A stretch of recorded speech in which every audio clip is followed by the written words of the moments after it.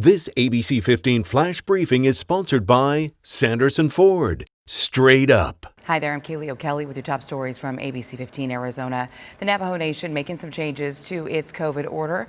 The nation will lift its weekend lockdowns to allow for essential business to remain open and to hold more weekend vaccination events. But the stay-at-home order is now extended, which requires people to stay home unless an essential worker, unless you're an essential worker or needing to run errands for food or supplies. There's a nightly curfew from 9 to 5 a.m. As cases continue to rise, Arizona has been named the least safe state during this pandemic. That is according to a study analyzing data from the U.S. Census Bureau, CDC, and other official COVID tracking sources. States were ranked in order of safety based on rates of vaccinations, positive tests, hospitalizations, deaths, and transmission.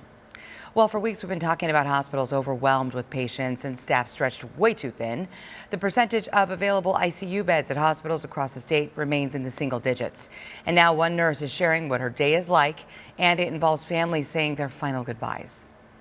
As they're saying their last goodbyes, we're holding their hands. We're trying to make them feel reassured, almost, being that person there. They don't get to see their daughter or their son for the last time, but at least they get to feel some sort of human warmth in that moment. I mean, you think of everything they're being tasked with right now. The nurse also, they're telling us that some days are tougher than others, but that they are all doing the best they can, and she's hoping brighter days are ahead. Johnson & Johnson is planning to have enough COVID vaccines for 100 million Americans by April. That is if the clinical trial does work out. Dr. Anthony Fauci is saying the company is close to seeking an emergency use authorization from the FDA. This vaccine, it is a single shot and doesn't need to be stored at very cold temperatures.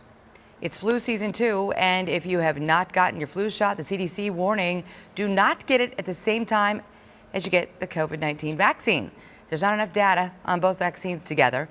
The CDC does recommend a 14-day interval between the two. The pandemic has disrupted a lot of things for us, and now couples who sleep in the same bed can add their nightly rest to that list. Sleep specialists are treating an increased number of quarantined couples who are not sleeping as well as they used to.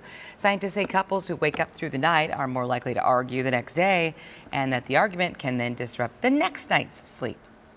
Well, we're hoping to get more answers on this situation involving a possible explosive.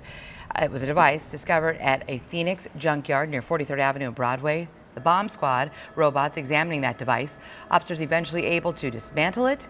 Not clear quite yet exactly what it was. Okay, parents, what are you trying to instill in your kids the most? A new survey is finding the answer is confidence. In most cases, 82% of parents of school-aged kids say they do make a daily effort to raise their kids to be confident.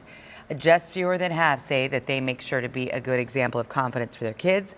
The vast majority, about 3/4 of the parents who were asked, believe having a close relationship with their kids is the key to teaching them confidence. About the same number say seeing their kids acting with confidence makes them feel as though they have succeeded. We do have an update to a story we did run about the KOLACHE Cafe. It just opened in Ahwatukee. It is closed for a few days now. Apparently business was too good. The owner telling us the response was tremendous, but they did see some flaws that did need to be worked out and addressed with staff members, equipment, and training. It is going to be closed through Wednesday at least.